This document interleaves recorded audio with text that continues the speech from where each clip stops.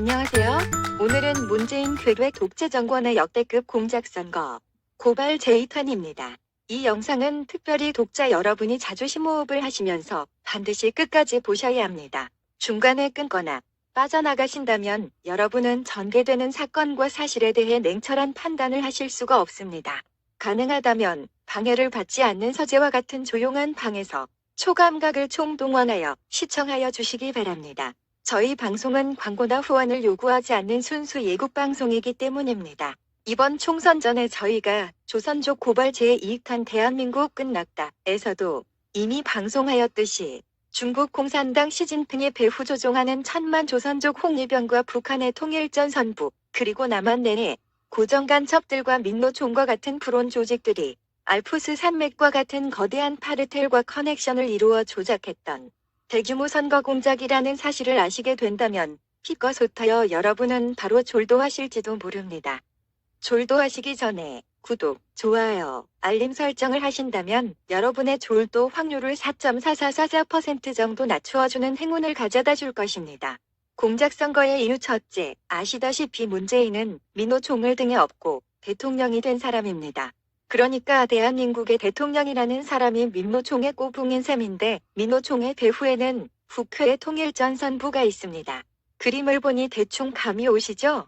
남한의 민주화운동은 북한 교과서에 적화통일운동이라고 적혀 있는데 5.18 민주화운동은 58 적화통일운동으로 명칭을 바꾸어야 하고 산업화 세력에 반하는 민주화 세력은 적화통일 세력으로 간주해도 되겠죠? 고로 민주노총은 적화통일노총으로 호칭해도 무리가 없겠죠? 그러면 민주노총은 과연 어떤 조직일까요?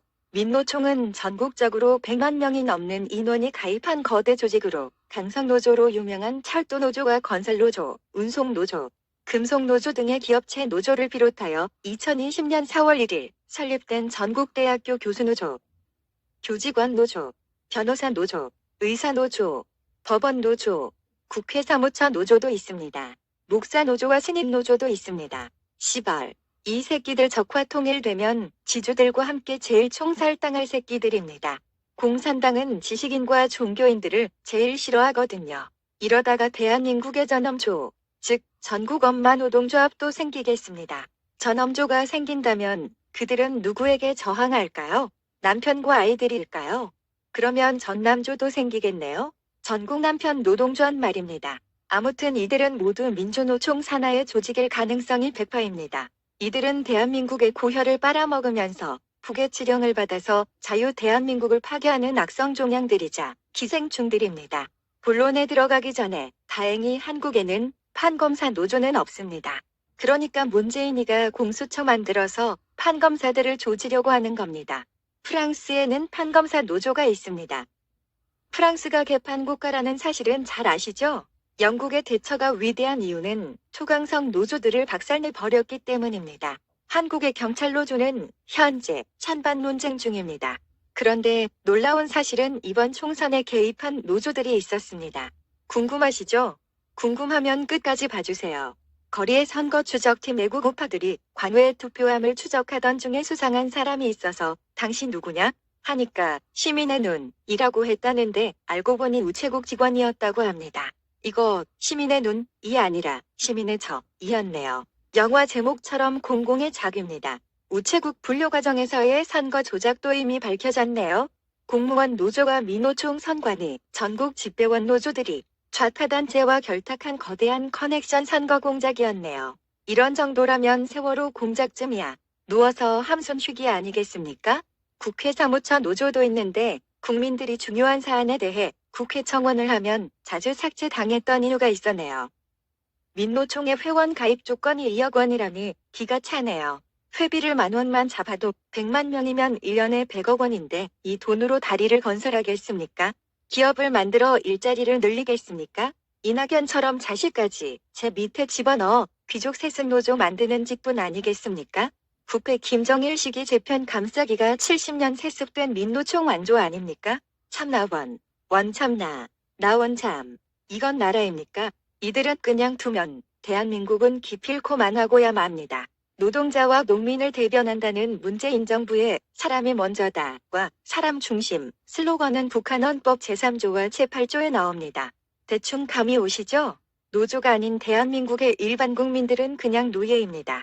이번 공작선거는 치밀한 시나리오와 각본에 의한 것이 틀림없습니다. 어느 선거구들은 벌써 투표용지를 파쇄했다고 하는데 사실 확인이 필요합니다. 증거인멸죄가 추가되겠군요. 공직선거법상 예외 조항은 있지만 투표용지는 후보자의 임기 4년간 보관하게 되어 있습니다. 윤석열 대검찰청에 반드시 이 사실을 알리고 공론화해야 합니다. 문재인 해저놈들이 역대급으로 도적질한 표를 백전에 가득 쌓아두고 있는 모습을 보니 기가 차다 못해 화가 치밀어 오릅니다.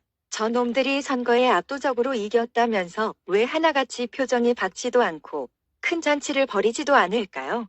대한민국 국민주권자들의 귀중한 한 표를 대대적으로 훔치는 역대급의 도둑질을 했는데 도적대들의 도둑질이 온 세상에 밝혀지면 사형 아닙니까? 저놈들의 표정이 비리 찝찝한 이유가 바로 표도둑 놈들이기 때문이고 사형 당할까 봐서 쫄아있기 때문입니다. 박근혜 대통령 자리도 사기 탄핵으로 탈취했는데 무슨 지신들 못하겠습니까? 표도둑 놈들을 이번에 몽땅 잡아들이지 못한다면 이놈들은 다음에 또 도둑질을 할 것이 뻔하지 않습니까? 도적질 수법도 해마다 진화하여 더욱더 진행화된 방법을 동원하지 않겠습니까? 원래 한 번 한 놈이 또 하자고 하는 법입니다. 이미 재미를 봤거든요. 도둑은 도둑질이 성공하면 계속하게 되어 있습니다. 그러다 끝내는 쇠고랑을 차는 것이죠. 이번에 표도둑질을 완전하게 척결하지 않으면 더 고단수의 도둑질을 할 것이 뻔합니다. 표 몇 장 뺏긴 것에 뭘 그리 흥분하느냐고요? 도둑들이 여러분 댁에 금은 보화를 모두 훔쳐갔을 때만 길길이 폴딱폴딱 뛰면서 검찰에 신고하실 겁니까?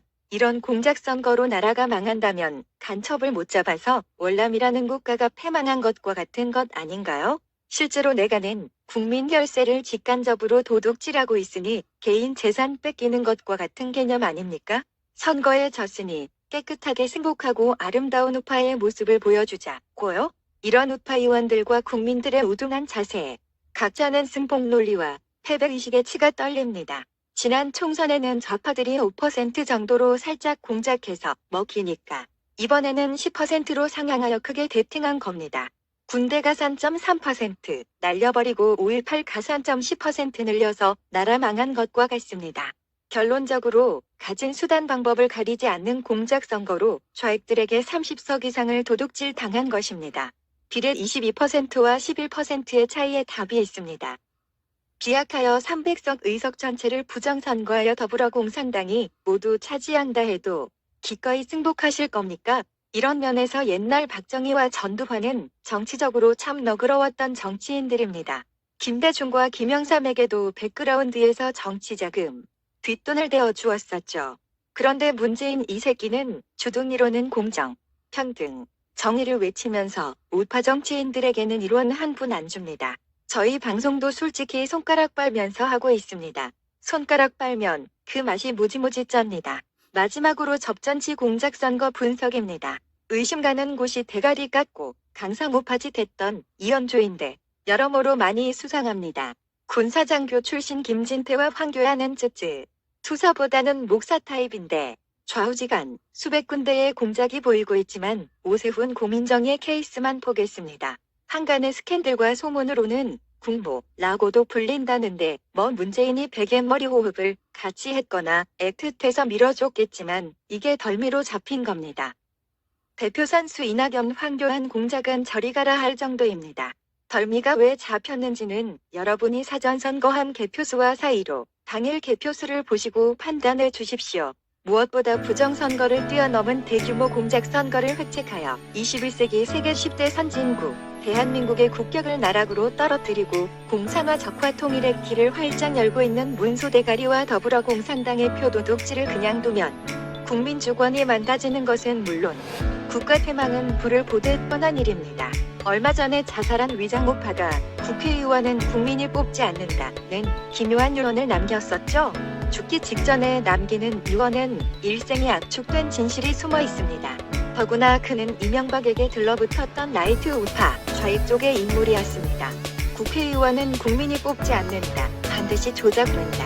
적화 통일을 위하여. 이것은 남한 간척들의 인생 목표이자 살아있는 이유다. 죽어서도 자유대한민국을 파괴한다.